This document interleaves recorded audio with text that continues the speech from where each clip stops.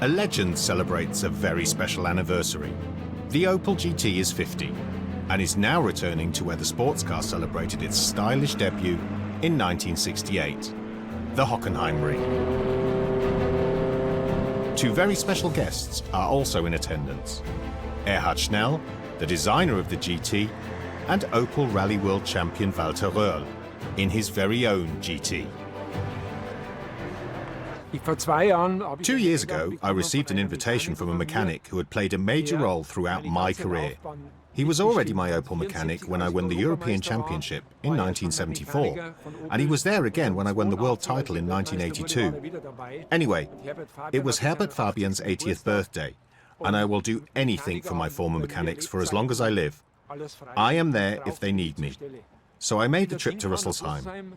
And during the course of the evening, he tells me, I have been restoring an Opel GT for 20 years, and now I would be finished, but I can no longer get into it with my knees and hip.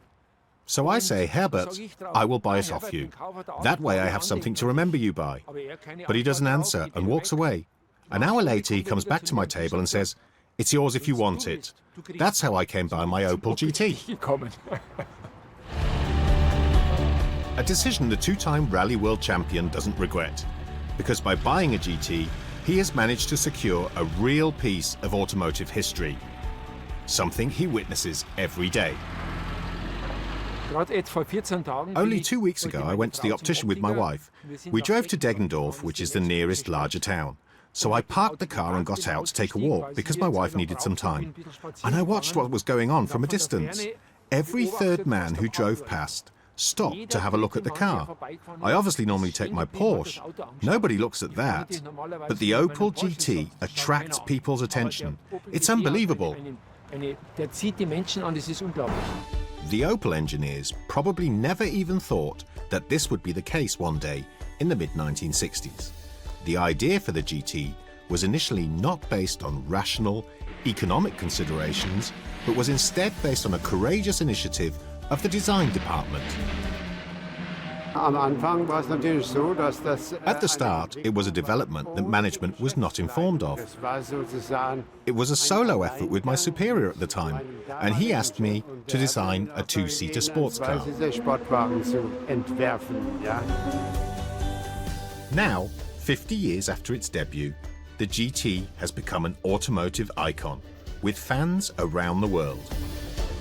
To mark its half-century, 75 pristine specimens of the Federation of European Opel GT clubs meet in and around Rüsselsheim and take part in a multi-day grand tour that takes them to the birthplaces of the vintage car. During the tour, a legendary photograph taken on the start-finish straight of the Hockenheim Ring in 1968 is recreated. Former professional racing driver Walter Röhrl actually initially doubted that the GT was suitable for the racetrack, despite his enthusiasm for the car, until driving it himself for the first time. I expected the car to handle a bit like a wheelbarrow, but was pleasantly surprised at how well it drives. This neutrality, the fact that it goes in precisely the direction you steer it in, is impressive. 50 years, you actually expect something completely different. In the end, something very special happens on the Opel GT's 50th birthday. For the first time, Walter Röhrl asks somebody to autograph his car. The man responsible for its design, Erhard Schnell. Hockenheim 2018, where legends meet.